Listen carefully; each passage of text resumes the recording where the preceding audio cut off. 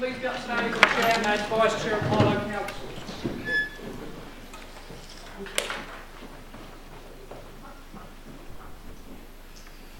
Thank you. Please remain standing because we will have a minute's silence for Linda Lazare, whose funeral was on Friday. Thank you.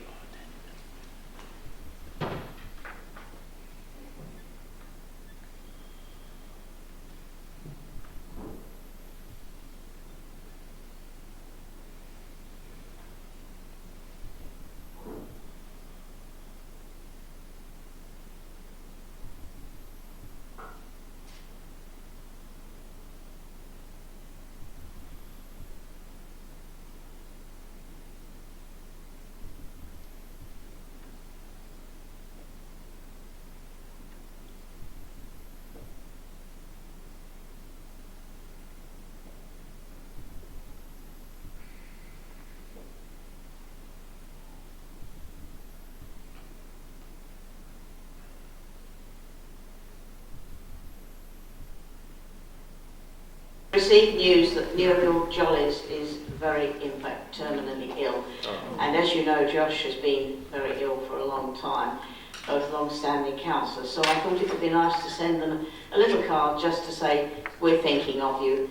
And it's a blank card, put whatever you like in it, sign it. If you don't want to sign it, just pass it on, don't hold it up. It is over there and will go round. Thank you. Moving on then, declarations of interest. Any declarations of interest? Apologies, Chair. Or apologies for absence. Yes, Councillor Harlow. Apologies for absence from Councillor Wader Foreman.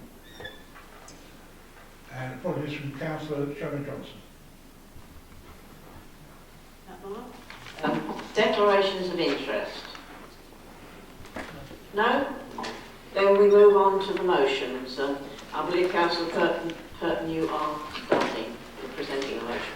Yes, Chair, I wish to propose a motion.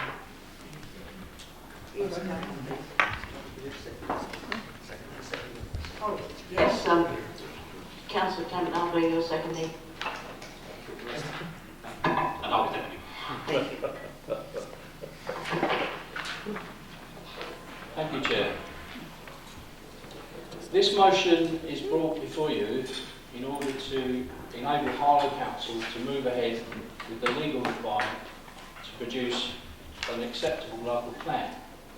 A local plan that's able to satisfy the basic competencies of one, providing sufficient housing sites in order to meet the government projections of housing need in our market area, and secondly, evidence that we have cooperated with the neighbouring authorities in the identification of those housing sites. When this matter was last debated, just over 6 months ago, the Council was unable to confirm our acceptance of a number of strategic sites identified to the south and southwest of Harlow, and therefore, following Council's advice, we reverted to the previous policy of the Council on this particular aspect of the proposals. That previous policy required the Council to address the concerns of local people affected by the proposals, which were based on considerations of numbers and traffic problems. The local plan panel re-examined the potential for additional sites within our own boundaries and agreed unanimously that there was no possibility of providing any additional housing growth while still conforming to our policies of not building on much valued green wedges. In relation to traffic issues, we have conducted extensive negotiations with the Highway Authority, Essex County Council, who have been able to produce evidence and mitigation to ameliorate the perceived problems associated with the external strategic sites. This consisted of traffic flow projections, specific additional highway schemes, and a commitment to sustainable transportation corridors, all contained in the presentation that was given directly to an all-member gathering, and subsequently copies of which were distributed electronically to all members. In particular, the Highway Authority have given an unequivocal assurance that there will be no new vehicular highway links from the proposed sites into existing residential areas, something that caused much concern when it was erroneously a feature of promotional material produced by some developers. The text of the proposed Memorandum of Understanding on Housing Growth, attached to the notice of this meeting, has been revised at our request with the support of our colleagues on the neighbouring authorities to give the maximum flexibility over the plan period consistent with meeting the overall requirements. And I would like to pay tribute to those colleagues from our adjoining authorities who have been sympathetic to the concerns of this council, especially in adjusting the important Garden Town bid in order that we were able to give our support within the then existing policies of Harlow Council. It was only that flexibility that enabled the joint bid to be successful. I would wish to restate that the strategic housing sites have not been chosen by councils, but are sites brought forward by developers and or landowners for consideration. These sites are then evaluated by an independent specialist consultant who apply a number of tests over a wide range of parameters to determine whether they could be developed. And then by considerations of sustainability, viability and deliverability, they determine which are the most suitable. Now, there are many other aspects to the developing situation for which we can be positively enthusiastic about the bright future for our town, aspects that I hope other members will bring to this debate. Unfortunately, I've been told that I will only be allowed the standard 5 minutes, despite my popularity in this chamber. It is 5 seconds. So in conclusion, I would encourage all members to support this motion. Finally, I would just like to comment directly to the public. If you are told on the doorstep or read in a leaflet that it is intended or was ever intended to build a road through our beloved town park, that is a lie. Nothing more than a complete fantasy of a desperate conservative party. Thank you, Chair. Thank you. Councillor Clemmer, do you wish to speak now, or is it... Chair, this year, indeed this month, we celebrate the 70th anniversary of the designation of Harlow as a new town. A town carefully designed under the inspirational vision of Sir Frederick Gibbard, with green spaces, community facilities, infrastructure and housing to meet the needs of its new population. But this debate is one component of how Harlow will respond to the next 70 years. We could, of course, ignore the quote on the wall just outside this chamber from Sir Frederick Gibbard himself, that Harlow is an organism which would go on changing and being rebuilt as the needs of the people altered. And say that Harlow is fine as it is. It doesn't need investment, regeneration and a new renaissance. But one thing we have all agreed upon in this chamber is we share an ambition for Harlow, for economic regeneration and growth, and revitalise Harlow. Another approach that could be taken is to say we can pick and choose from the menu.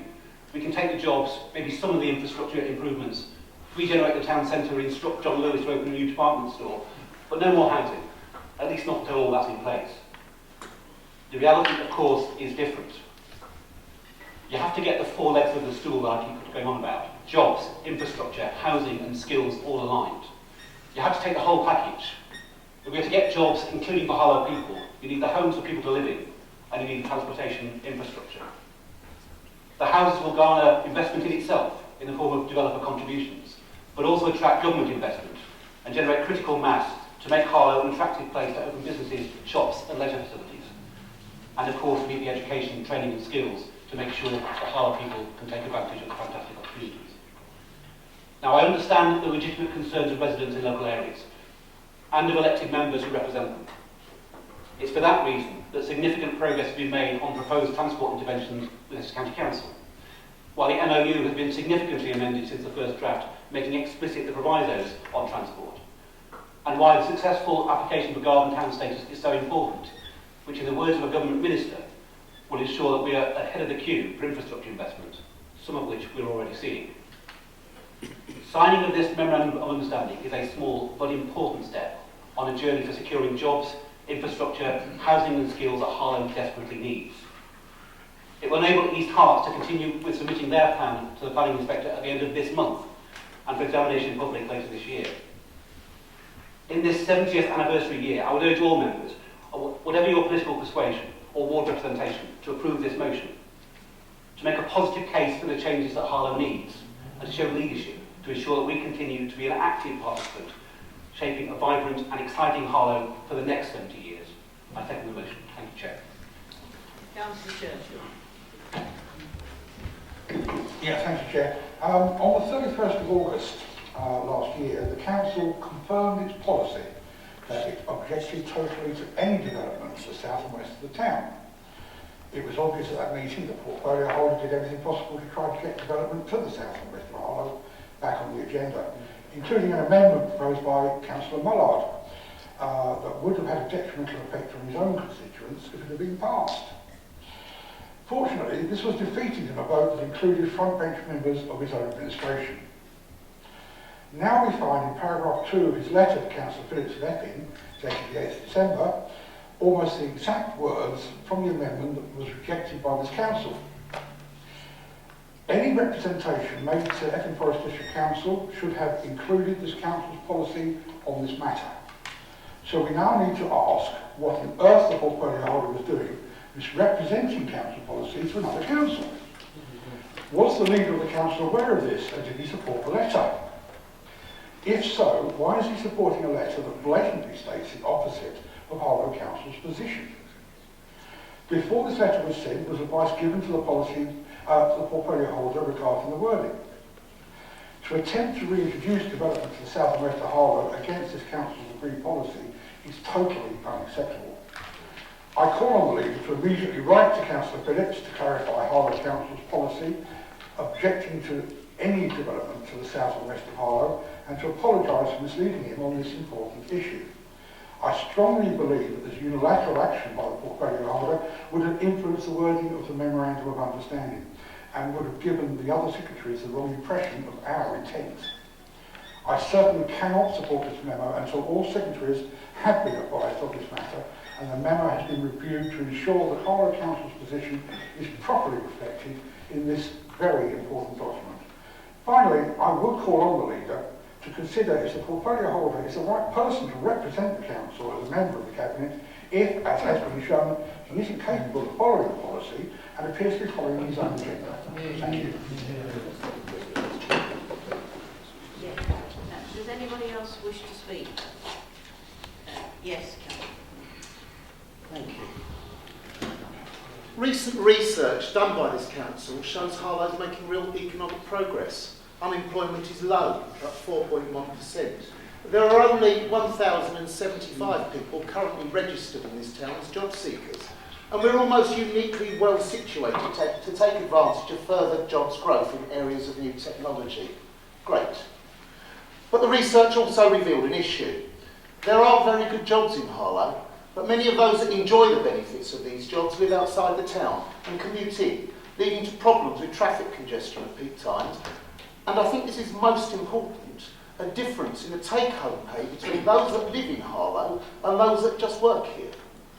Such that the average wage for people who work in Harlow is £60 more than the average wage for people who live in Harlow. £60 a week. What a difference that would make to the finances of most of our residents. If we're to improve the economic well-being of the town and close that gap, if we're to develop rather than stagnate, we need quality, well-paid jobs growth. That's coming, thanks to Public Health England, 3,250 jobs. The Enterprise Zone, 5,000 jobs. And 1,750 jobs in the supply chain to support that. 10,000 new, well-paid, full-time jobs in all, many of which will go to existing Harlow residents. But given numbers of job seekers, many will need to go to people who currently don't live here.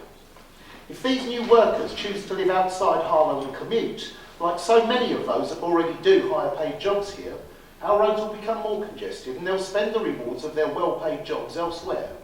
If we're serious about jobs growth fuelling economic development, then we need the workers that take on the new jobs to settle here. But we also need more housing for our current population. House prices are rocketing. It's becoming increasingly difficult for local people entering the jobs market to buy or rent somewhere to live. Demand is going to increase. If we don't increase supply, then it'll be even harder for our children to secure accommodation. The choice we have tonight isn't a choice of allowing building on the sites that have been identified or not. The country needs more houses. The government is determined that they're built, whatever the outcome here tonight. If Harlow Council pass the amended Memorandum of Understanding tonight, we keep control and we make sure we get the right mix of housing, the maximum number of dwellings for social rent, but also housing to encourage some of our new top earners to settle here and spend their money here. If we pass the Memorandum of Understanding tonight, we can demand that the necessary infrastructure guarantees are agreed first. If we pass the memorandum tonight, we can insist on new public transport infrastructure that's convenient and a pleasure to use. Our choice tonight is simple. Do we agree the motion and allow the representatives of the people of Harlow to have oversight and control of the development that will take place? Or do we choose not to pass the motion, cede control to a faceless bureaucrat and see development happen anyway, probably on the sites identified by us, guided only by the motive of profit? The mood in the country recently has been to take back control. If we don't pass the motion tonight, we give up control of our town's future into the hands of Westminster, and the residents of Harlow will not thank us for it. I will be supporting the motion. Thank you. Councillor Charles.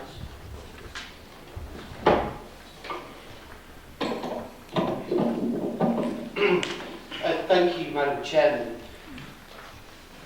Madam Chairman, councillors have been brought here tonight to discuss one of the most important memorandums of understandings that this council and neighbouring local authorities have been working under for decades.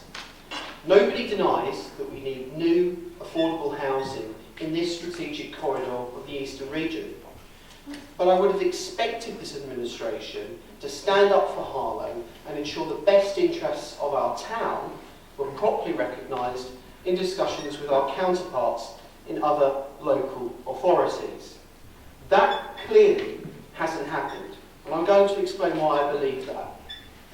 Everyone in this chamber realises what is at stake for Harlow. Whilst other local authorities have progressed their local plan, Harlow's administration has been crippled by an incoherent strategy to robustly stand up for Harlow. And while the leader of the council says to all councillors here tonight that they should examine their conscience when voting, I would say this to his Labour colleagues who voted in August with us to protect the south and southwest of Harlow. Examine your consciences tonight, because we know who you are. This administration is falling behind on the local plan compared to other local authorities. The East Herts District Council local plan has been approved by their District Planning Executive Cabinet, and it will go to their executive on March 21st, and then an extraordinary council meeting on March 29th. Where is Harlow's local plan? This administration doesn't want to consult residents. They held a consultation in 2014, 120 responses, mostly developers. Epping Forest Council recently held yet another consultation, got 3,000 responses. Clearly much has changed, but this administration doesn't want to listen to residents' view. This administration refuses to hold another proper consultation, blocking residents from having their say on all of the areas of the local plan. They just want to talk about the technicalities. Residents want to have their say about the sites. Supporting plans for 3,000 homes at the northeast of Harlow behind Churchgate Street is frankly irresponsible. Housing plans on this scale will not be sustainable, given that Gildon Way, the development there, is going to start soon. By accepting the assessed housing need for strategic housing market assessment, without pushing, frankly, East Herts to factor in more development in their own ground, which is realistically achievable, and we know that from the consultants that have spoken to us, to the north of Harlow. Why isn't this administration pushing in the current planning period for 2030 to push on with the Garden Town and get more houses to the north of Harlow? I want to end my comments by focusing them on the portfolio holder, Councillor Purton, as he would expect. His letter in December to Epping Forest Council is frankly extraordinary. The truth is that the portfolio holder has ignored the will of full council and pursued his own agenda. That's frankly clear from his letter. He has shown a total disregard for his own colleagues, the democratic decision-making process in this council, and the expressed opposition of residents across our town. The only course of action for Councillor Purton is for him to take responsibility for his actions, do the right thing, and resign tonight. Anybody else? Yes, Councillor Derby. Thank you, Madam Chairman. This is a difficult and challenging decision for everybody. If you live in the town, then we know the impact that these changes will have. We know the impact that the M11 Junction 7A may have. We know what change will bring. So we're all affected by this in some shape or form. But tonight should not be about political divisions between the town. It's actually what our leader is saying. It's actually our new legacy for the town about what we feel is the right way forward for the next 70 years. And we also know that regardless of what we say today, those houses will be built at some time in the future.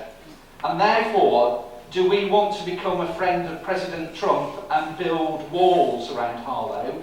Or actually, do we want to get round the table and discuss in a proactive, adult, hopefully non-political way, what is best for Harlow and its wider community and its wider friendships?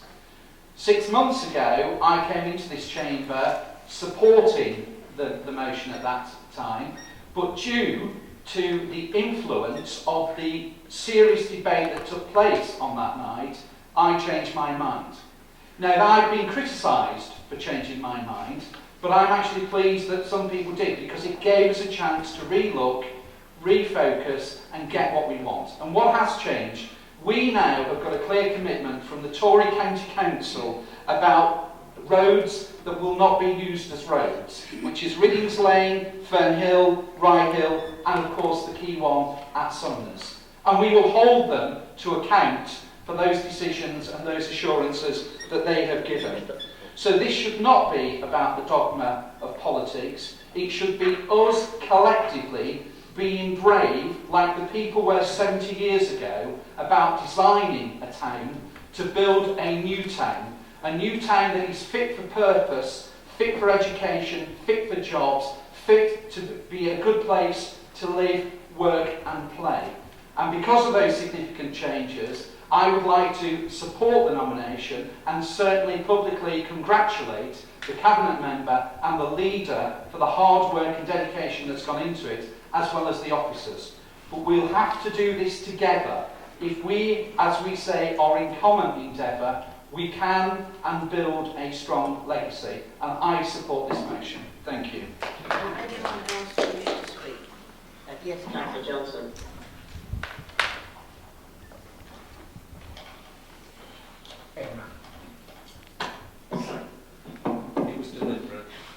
Thank you, Madam Chairman. I'm sure it wasn't.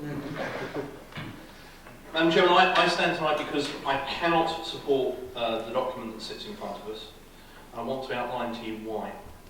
I'll start with the portfolio holder. I have very little trust for the portfolio holder, and that has been made clear over a number of years. However, he's presented tonight a document which includes, a set of documents which includes his letter. I was horrified when I read that letter. I'll repeat what's already been said. Last August, the Labour Party attempted to move, as part of the debate, that Harlow Council has reservations regarding spatial options to strategic sites to the west and south of Harlow. But Harlow Council will consider such options once transportation and infrastructure issues are addressed and no other more favourable options are forthcoming. This council that night took a very, very clear view that that was not an acceptable. It took a cross-party view that those words were not acceptable. And actually, we were willing to die in a ditch cross-party to say no to growth to the south and west. And we did have an alternative. It was clearly stated by the consultants at our briefing that sites A to E in the ACOM set to the north to Gilston could accommodate enough growth to take on all of the sites to the south, the west, and indeed the northeast behind Churchgate Street, if East Herts were only willing to accelerate the growth over the next 16 years in the plan up to 2033, which they are not willing to do. They're not willing to build more than 350 homes per year, when in fact they're asking us to build a lot more around our town. Yet, what do I see in a letter that was sent in December without any consultation with the rest of the council by the portfolio holder? Almost exactly the same words that he attempted to get moved on the night by Councillor Mullard and Councillor Danvers, that this council cross-party throughout have cropped up in a letter to Epping, giving Epping the idea that we actually support growth to the south and west if you get the infrastructure sorted. That is clearly not the decision of this council last year, and that is clearly a misrepresentation of this council's policy, for which Councillor Perkins should be ashamed. I'm sorry, Councillor Clement, do you have an intervention? I'm just pointing out that you removed all references to the south and west in your amendment to the motion that was passed by this council. Indeed. We removed the reference because we wanted to keep the south and west safe, just like we want to keep the north and east safe. Madam Chairman, the other issue tonight is the duty to cooperate. And it is, I've got no problem with the duty to cooperate, I've got no problem with cooperating with neighbouring councils, and indeed when I was leader we were already having these conversations about growth. What it is not is the duty to be trampled on. We have not forced East Herts to accelerate growth in Gilston. We have not asked Epping Forest why they're not indeed developing North Weald Airfield. We have not pushed all of the growth away from Harlow. We have allowed Harlow growth to be grown all over. We talked about 70 years ago. Let's talk about Sir Frederick Gibbard for a moment. I know how much he is held in esteem in this chamber. Sir Freddie had very clear views that the Epping Bowl, the highest piece of land in the town up there, on that ridge out there that I can see now, should not be built on, because once it's built on, the sprawl then continues down to Epping, and it ruins the visage for the whole of the rest of that part of the county.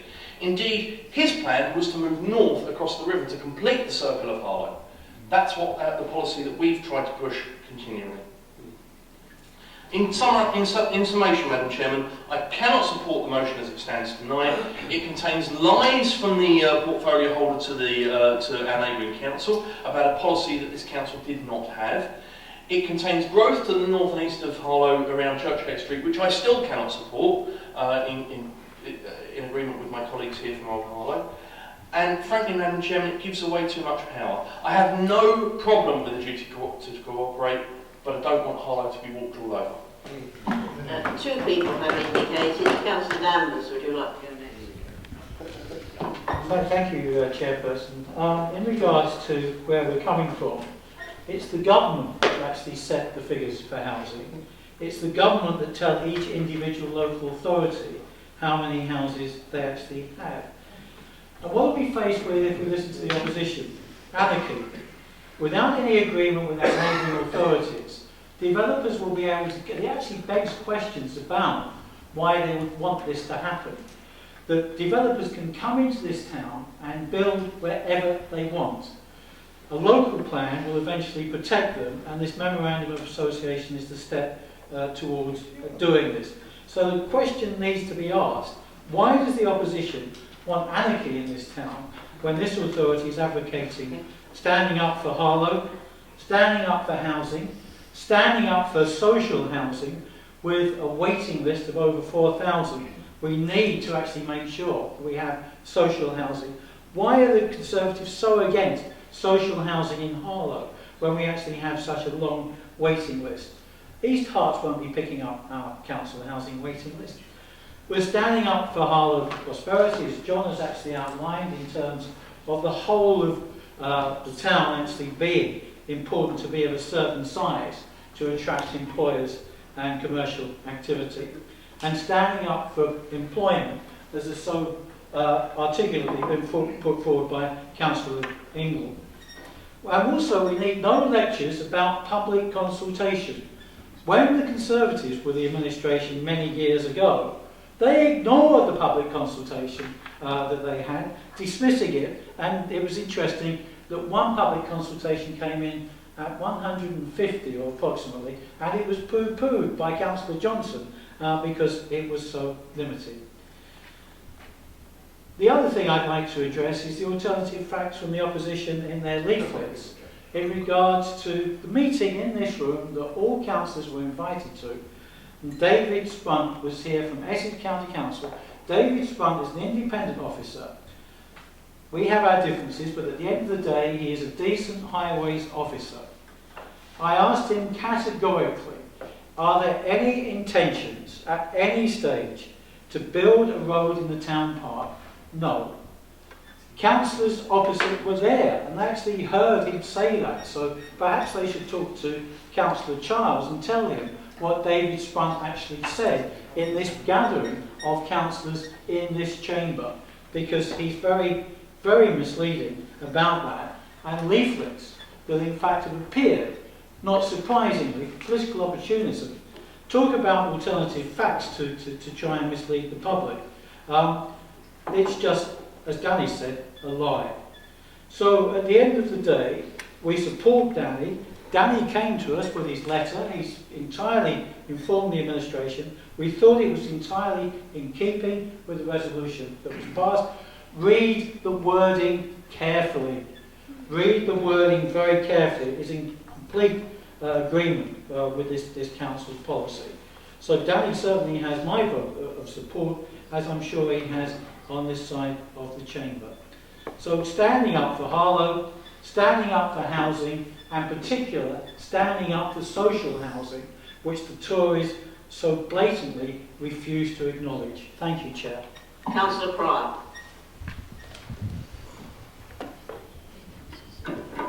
Madam Chairman, I often stand up and after listening to people talk about things that are being said, that haven't been said, that I was in this chamber when the conversation was had and the discussions was had, reference the south and west of this town and Southern Way. I remember one of the opposition, or one of the administration getting up and saying pretty strongly that Southern Way and the roads linking onto Southern Way from the south and west cannot take any more traffic. If they put one road onto the Epping Road, it will not suffice. It will block up Harlow. So after that conversation and that discussion we had in this chamber, I thought, well, that's a fair point of view that we keep the south and west of this town clear from any development. So I then voted against the motion, and this chamber, as was rightly said on this side of the chamber, carried or defeated the motion that kept in housing to be built on the south and west, because it allowed us to discuss it. The letter that's written in there is wrong. It should be withdrawn, and it should be, the people that it's been written to should be written again and the point made. And for the people opposite who actually stood up and spoke against development in the south and west, have to look at their conscience now. As has been said, they're now talking about putting Harlow first, bringing him employment, etc. I do agree with all of that. I do agree that this town needs extra housing. I do agree that this house needs extra social housing. Can't disagree with that. But the fact is that democratically we had a vote in this chamber that this administration has gone against, which is wrong. If we're going to put Harlow first, we've got to put this council first. We've got to put what the views of this whole, what the views of this council chamber talk about. That's the way we put Harlow first. We don't go away and then do something totally different, which is what has happened. Shaking your heads, I'm not. It's happened. I'm sorry, I have. And it's happened. There is mention of housing. Just let Councillor Brian. There is mention of housing being the discussion that it could be on the discussion. Even that's wrong. I'm sorry, but even that's wrong. That's not what was said in this chamber. So I will be definitely opposing the motion. If only for that point, and that really we should have a strong town, and we should be looking at the people of the town and making sure that we develop the town correctly. But I do not go against the democratic right of this chamber. And that's the only point that I'm against. So I will be definitely voting against this motion. Councillor Clark, please.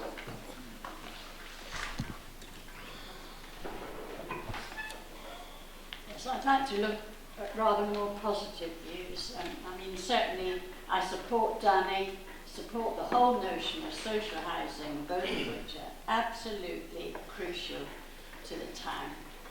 But I'm looking at the transportation-led regeneration, in particular in the more depressed areas of Harlow.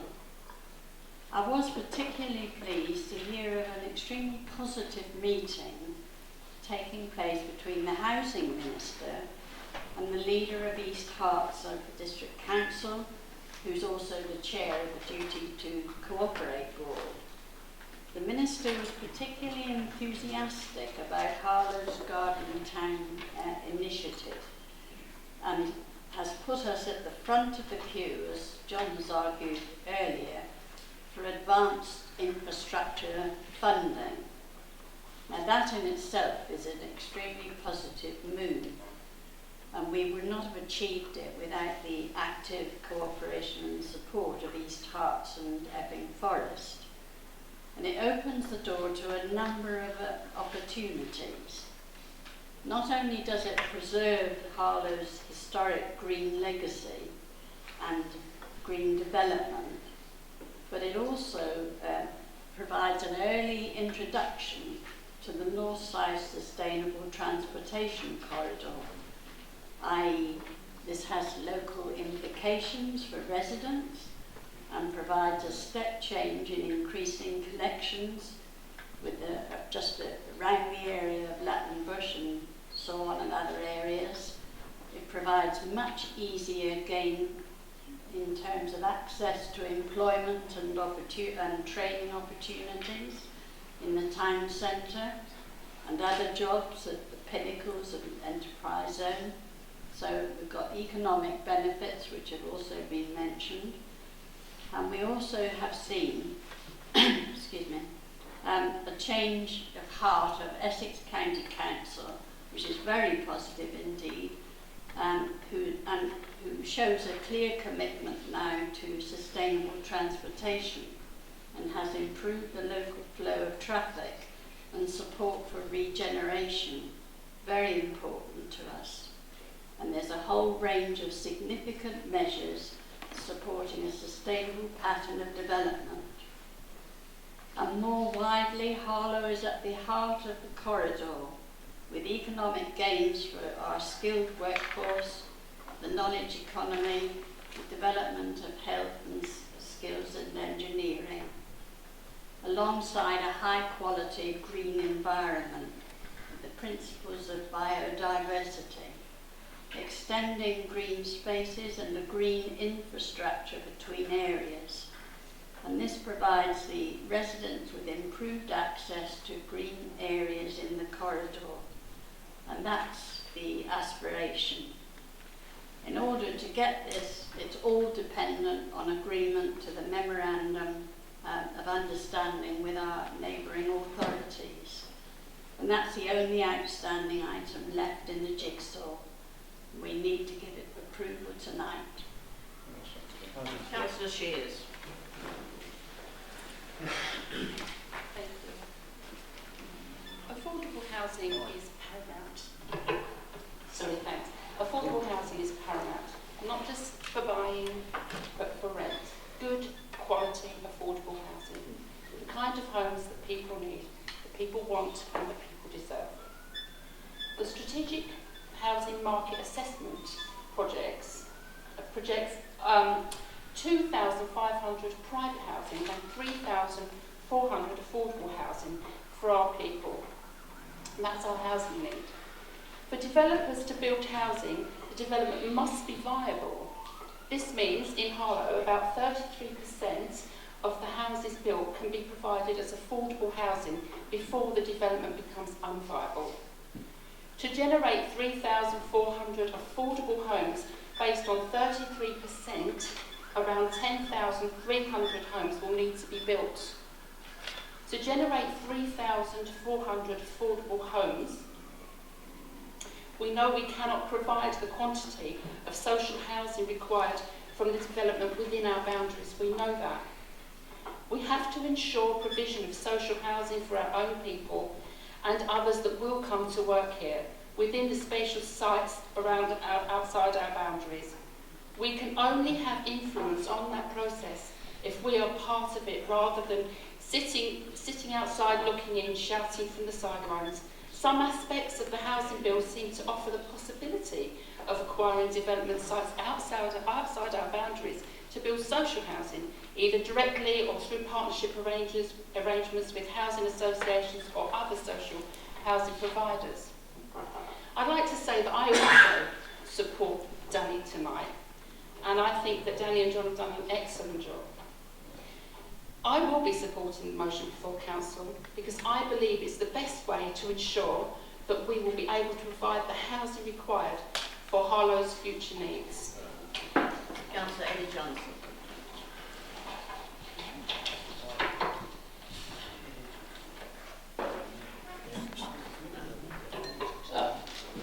Thank you, Madam Chairman. I wasn't going to speak tonight, Madam Chairman. I don't normally stand to speak on certain things in this chamber, but it was a couple of things that Councillor Danvers spoke about, which I just thought I'd like to try and clarify for everyone in the room. Councillor Danvers spoke about the government traipsing all over us and telling us how many houses we'll have to get built and coming into our town. Well, as he knows full well, the government allocates numbers and we decide where the houses go. And only if you don't or can't decide where the houses go, then the government is very helpful in asserting where they'll be built. But you do get the choice to build your own houses. He also went to say, and you know what, it's the same old story, the scaremongering, isn't it? If you don't agree with this tonight, they'll come in and the developers will just build all over your town. They can do what they like. No, they can't. As he knows, there is a due process to go through for planners and developers, and it's a very strict process, which I have to say, I don't believe we're going through here tonight with this motion. Just as an aside, Madam Chairman, para 1.5 is wrong in the document. So, all in all, just to correct those two things, I believe that it's the wrong thing we're doing here tonight for the people of Harlow, and I do care about the people of Harlow. So, Madam Chairman, I cannot support this motion. Councillor Suter, please. Thank you, Madam Chairman. I've heard people talk about social housing. I'm all for building new houses, but has anybody realised these were Epping's land? We're not going to get any of the housing. Epping are. So it's a problem. But they're going to get the money from the rent of social housing. We are going to get the wrong end of the stick with the infrastructure. I went to this meeting regarding with David Sprung. I listened. He was talking about shutting Parrington Road. That is stupid. That is the only exit out if Southern Way is blocked. I live off Southern Way, and it took me 20 minutes this morning at 8:10 to get to Bush Fair. If you've got 3,000 houses being built in that area, you're talking about 4,000 or 5,000 cars all coming up the Southern Way. It's going to take ages to get through Southern Way. You can't dual carriageway. And therefore it's going to be an absolute nightmare. And I'm against this motion. Thank you, Councillor Long. Thank you, Madam Chair. Right, I did hear tonight about Ollie from the administrating party when my leader mentioned what he mentioned about the Harlow Council and then know the people. I'm here tonight for the people of Harlow. Right, and one thing I want to say, I'm voting against this motion tonight because, yeah, I've heard about affordable housing, I've heard about social housing. Yeah, we do need social housing. And I've heard we've got 4,000 people waiting on the waiting list. Well, social housing, if we're going to build social housing, it should be for them people.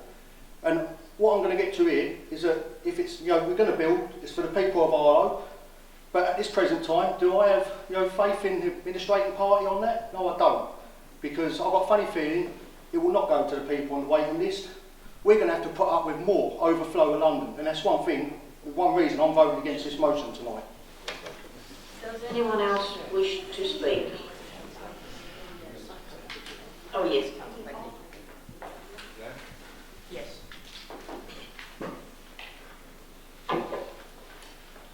Thank you, Chair.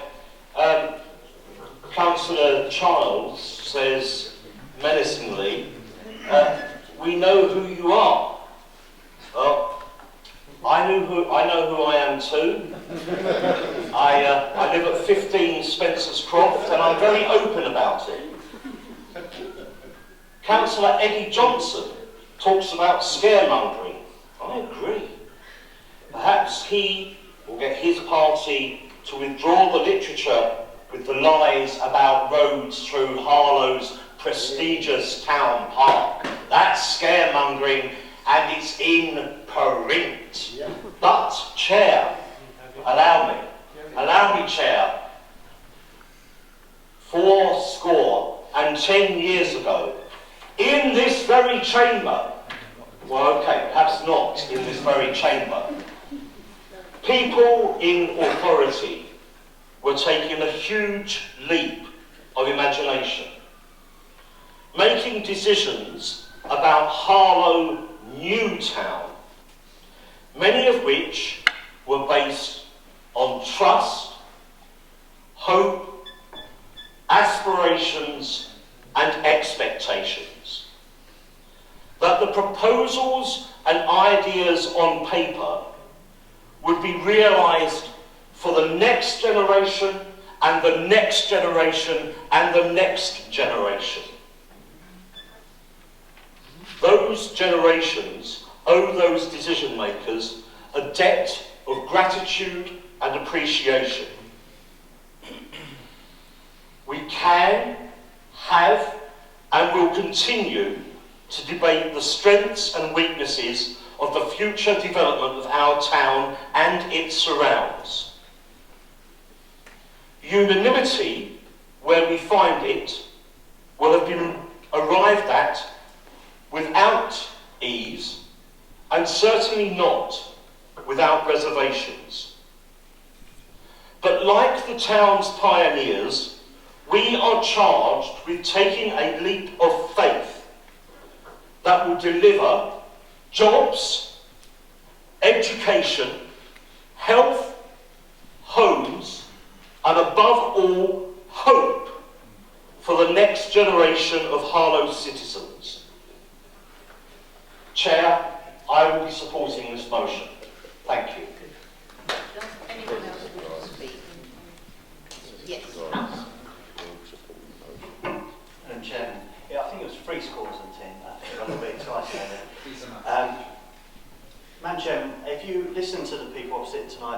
they paint us as if we're anti-housing, anti-jobs, anti-regeneration, anti-this, anti-that.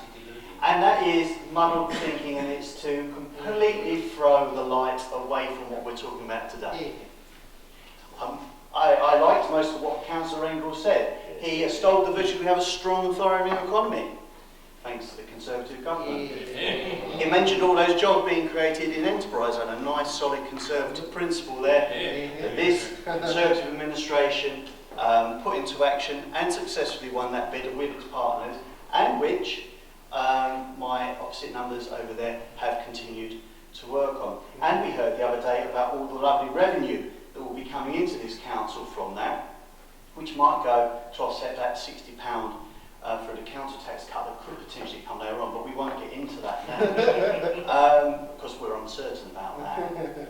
So, Madam Chairman, we've had a lot of painted images of all of this doom and gloom, but the substantive here is this, that this council, full council, agreed that there would be no development to the south and west of Harlow. And we've come here time and again to reiterate that point. No development to the south and west of Harlow. So it's not about being against social housing. Yes, we want social housing. Yes, we acknowledge the need for housing. But it's where you put that housing that's the issue tonight from our point of view. The leader of the council talks about the 4 legs of this famous stool. We agree, jobs, housing, regeneration, education, they were all part of our corporate plan too. But his 4th leg of his stool is bearing down on the neck of the people that live in the south and west of Harlow. He is planning to allow development to the south and west of Harlow for everything that we've seen and heard here tonight. So it's not about whether you're for or against social housing. It's not about whether you think we're going to get regeneration or not. It's not about infrastructure funding and making sure that we developed houses here so we get that infrastructure funding. We proved you can get infrastructure funding through the enterprise zone. We got that funding before we built anything on the enterprise zone site. It's about setting out the right strategic vision for where we want housing to go. And you cannot talk about building trust with the electorate if only late last year you say no building to the south and west, and today you say we can allow development to the south and west.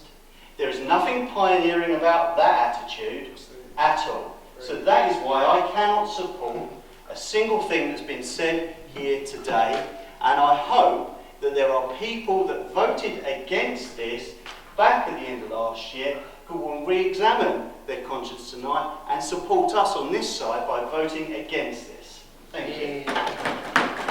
Does anybody else wish to speak?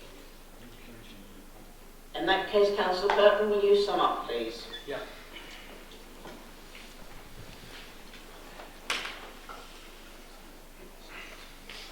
Well, in summing up, Chair,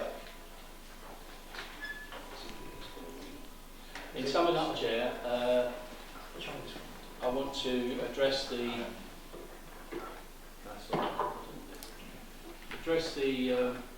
fantasies of the councillors opposite. We've already spoken about the fantasies of the road through the town park, which is obviously a fantasy. We've also got the fantasy of that we are going to allow certain things to happen in Epping Forest. It's not a question of us allowing it, they're going to happen anyway. The question is whether we're involved in the process of making sure that we protect our own citizens from any detrimental effects of that development. Another fantasy is this rate of build to the north of Harlow. We're told that some consultants, and say who, have said that they could build all the housing that's needed for Harlow in the north of Harlow, which is absolute fantasy. The fact is, the reason why East Herts only accept a figure of 350 dwellings a year is because that is all that can practically be built. It's not a question of working out where you could build 16,000 houses and then saying, oh, that's all right, then we'll build them all there. The whole purpose of a local plan is you have to deliver a certain number of dwellings each year.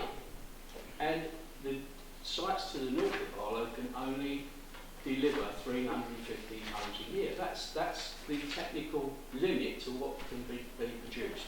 So the homes that we need have got to be provided from elsewhere as well. Another fantasy, that the duty to cooperate, you can go along and say, no, we're not going to agree with you. Of course we have our debates, and of course we discuss the technical aspects of the duty that's upon us to meet these government figures for housing growth. But if you're going to seriously refuse or oppose development outside of our own area, you have to have some technical reason for doing it. You can't just say we don't like it. You have to have technical reasons, and of course it's that on that basis that we've worked to identify what the reasons were that people had problems with these proposals, which are going to happen anyway, because they're in Epping Forest local plan, and I'll say hello to our colleagues from Epping in the public gallery. Their plan has identified the sites to the south and southwest of Harlow, and they're going to go ahead with them. We need to protect as far as we can. We need to introduce measures to ameliorate any problems that are caused to our own residents by those things. And I think that we've done a fairly good job in that respect.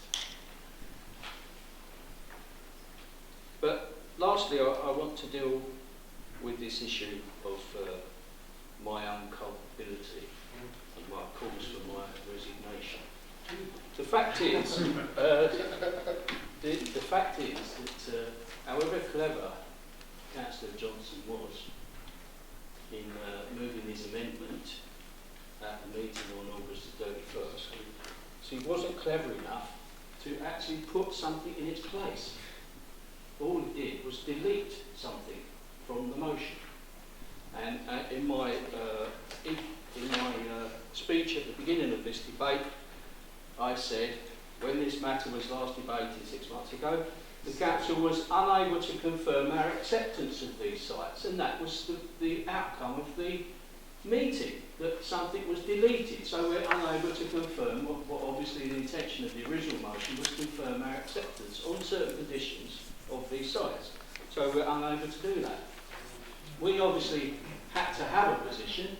We can't have a non-position, and so we took Council's advice. 30 seconds. And the Council's advice was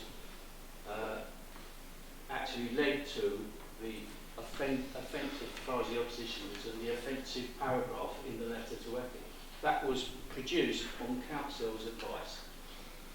So, unfortunately for them, I'm not going to resign. And I would hope that they would have a little bit of patience, because no doubt there'd be other opportunities for them to call me on me to resign. I'm not resigning. I hope everyone's going to support this motion. We move to the vote. All those in Standing favour? order 22.4, Madam Chairman. We should do a call for a name vote. Yes, that is. Where's the women? They're all men. Yes, you can sit down. Oh, sorry.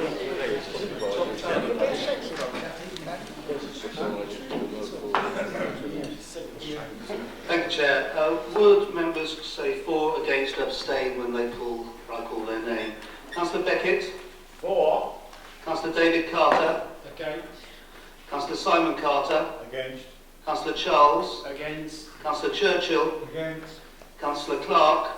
For. Councillor John Klebner? For. Councillor Karen Klebner? For. Councillor Danvers? For. Councillor Davis? For. Councillor Durkin? For. Councillor Garnett? Against. Councillor Hall? Against. Councillor Holcoop? For. Councillor Ingle? For. Councillor Andrew Johnson? Against. Councillor Eddie Johnson? Against. Councillor Livings? Against. Councillor Long? Against. Councillor Mullard? For. Councillor Perrin? Pryor, Against. Councillor Purton, For.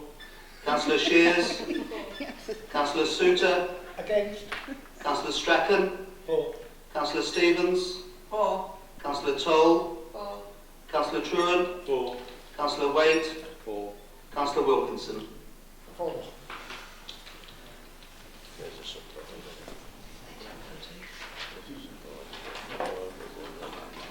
Please announce the result. So that was 18 for the motion, 13 against. The motion is carried.